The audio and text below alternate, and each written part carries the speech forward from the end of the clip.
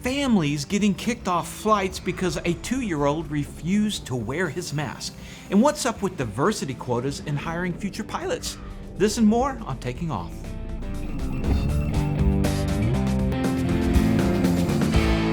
Hi, I'm Dan Milliken, and just a warning about today, it's going to be a bit more dicey as we deal with a couple of hot political potatoes in this episode. If you don't want to stick around, I totally understand, but here we go. The usually solid customer service Southwest Airlines recently had a hiccup in their reputation. On April 1st, which was not a joke, a family with a 2-year-old was kicked off a Denver to Austin flight because the 2-year-old would not keep his mask on. The mother had practiced with the 2-year-old and it worked while boarding, but the 2-year-old decided enough was enough and refused to put it back on. The flight attendant was right there to tell her, "You're going to have to leave the plane." After pleading, the family was removed because a 2-year-old wouldn't wear a mask. A 2-year-old. Fortunately for the family, a friend who was a pilot saw their Facebook post and leapt into action. He flew his twin engine to Denver, picked them up, and brought them home without charging them.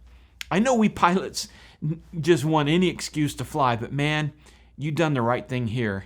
And speaking of not the right thing, Southwest leaned into their policy with the statement reminding everyone they were just following federal law that requires passengers 2 and over to wear a mask.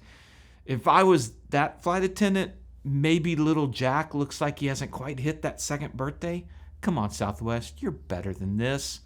Okay, let's move from Southwest to United Airlines, who made an announcement last week that several of you have asked for us to comment on, so here we go. Let's take a look at what exactly United has announced. Our flight deck should reflect the diverse group of people on board our planes every day. That's why we plan for 50% of the 5,000 pilots we train in the next decade to be women or people of color. This announcement kicked off a firestorm of comments across social media. And the positions people took were either in the camp of, well, they're picking race and gender over skills, while the other side celebrated saying, woohoo, get ready to crack this white male-dominated industry. So let's address. It's going to get a bit political, so again, fair warning. Okay, first off, I'm going to say this right here, right now. Racism is bad. It's evil. And for the purpose of brevity, let's include gender bigotry in with the term racism. So again, racism is bad and it's evil. And let's go a step further. Firing people because of race is evil. So is hiring people because of race. That's still racism. Now, maybe I'm missing something and you can grill me in the comments, but I don't see how fighting racism by doing racism is right. Yes, let's fight and end racism, but let's do it effectively and in a right way. If you're a white male on the flight deck and you're giving grief about women pilots, stop it. It's evil. Jokes about how women pilots aren't as good as male pilots, stop it. It's wrong. We do need to encourage women and people of color to follow their aviation dream, absolutely. Let's help them. Let's give scholarship. Let's do education. Let's have swift consequences for people displaying bigotry. Let's change the culture where racism is considered okay. Let's change it to it being wrong. All racism. But one common point made over and over in the social media sites. If you and your family are flying, you want the best skilled pilot regardless of race and gender. If a person continually fails check ride after check ride and clearly isn't built or made for piloting, he or she should find another career. But if they are able to keep getting hired on because airlines look the other way in order to meet quotas, then that's a bad thing. You think it happened recently? You tell me.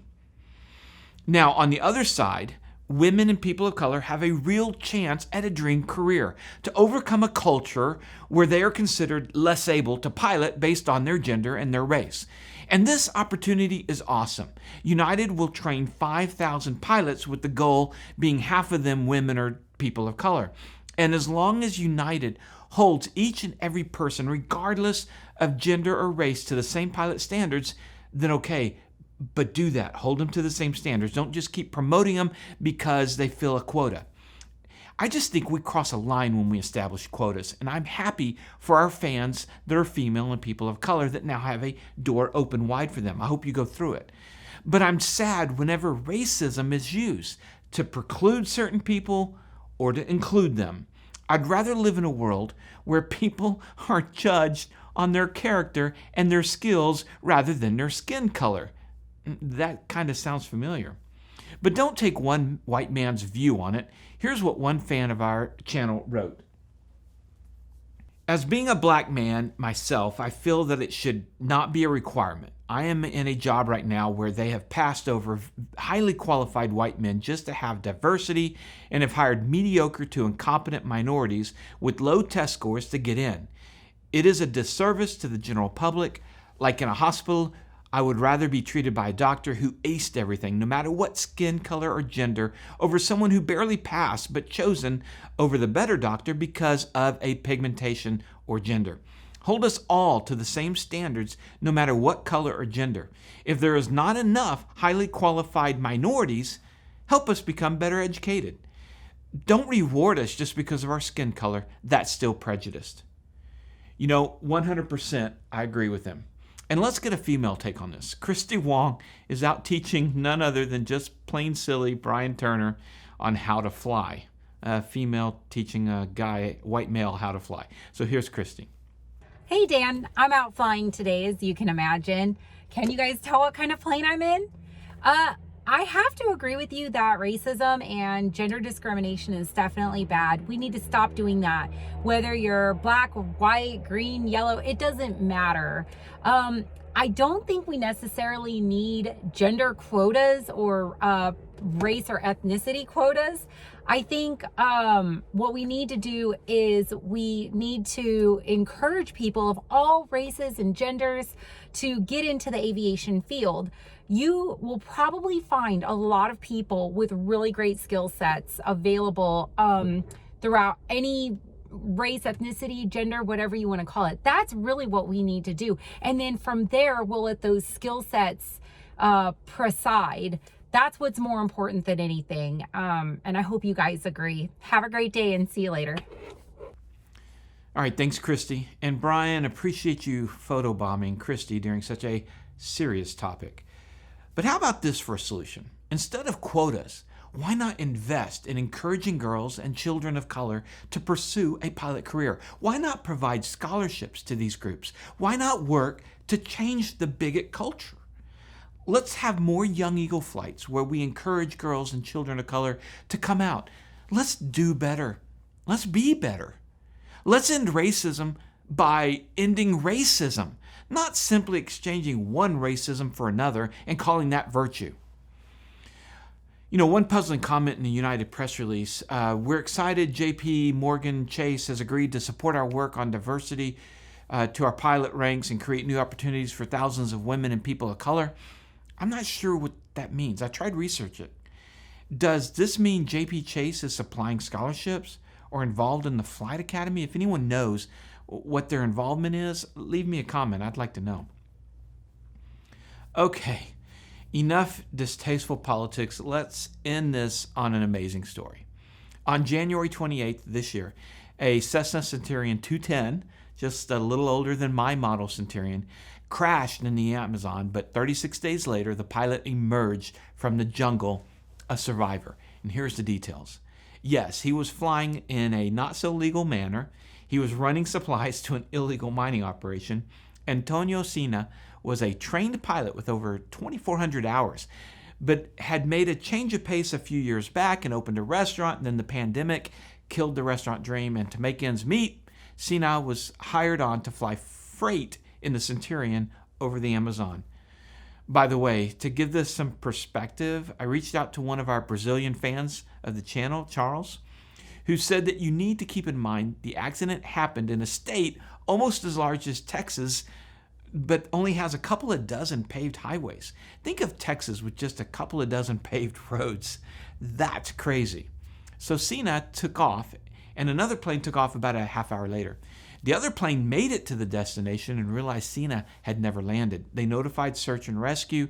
So halfway into his trip, flying at about 3,200 feet above the rainforest, Sena's engine quit. He didn't have much time, but he located a small valley through the trees, I don't know how he did that, and glided it in. When you look at the footage, it's just amazing you could put a plane down in there. That he made it down in one piece over that terrain is a miracle in and of itself. But in the landing, he got covered in gasoline and grabbed whatever he could quickly from the plane. A backpack, 3 bottles of water, 4 soft drinks, some bread, rope, emergency kit, a lantern, and 2 lighters before the plane was consumed by fire. For the first few days, he could hear the engines of the search and rescue planes looking for him, but he couldn't get a signal to them. And then the sound stopped, and he knew he was on his own. He stayed at the crash site for about a week before concluding no one was coming. He did manage to use what was left of his cell phone battery to get a GPS position so he could figure out his best direction of travel for potential civilization. He used the sun to stay on that course, and he walked every day starting first light, and at about mid-afternoon would find a place to camp for the night. He had water, but no real food, and he says he was exposed to predators like jaguars, crocodiles, and anacondas. Yeah, I know those are 3 predators we always worry about here in the States, but we aren't talking minor league baseball mascots. He was facing the real deal. He ate some fruit that he saw monkeys eating that he knew would be safe. He found some bird eggs one time, and that was the only protein he had during the whole ordeal, but he kept going. He kept finding a way, day after day, in the world's biggest jungle. He lost 55 pounds with the Lost in the Amazon Jungle diet.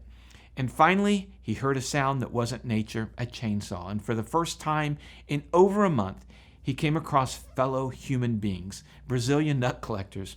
It's an amazing story that I'm sure someone will make into a movie, and one I would watch. Oh, and Sena says, "One thing's for sure, I'll never fly for illegal miners again." I bet he won't. I bet he won't have to. So congrats, Antonio, and welcome back home. So that brings this one to a close. We appreciate you guys subscribing and supporting the channel by buying our cool, high-quality t-shirts and joining the Hanger Club and Christy's Patreon. The link is in the description and right here. Also, don't forget Flying Eyes sunglasses, 10% discount using your discount code, TakingOff, all caps. Now, just always remember, superior judgment trumps superior skills, so take care.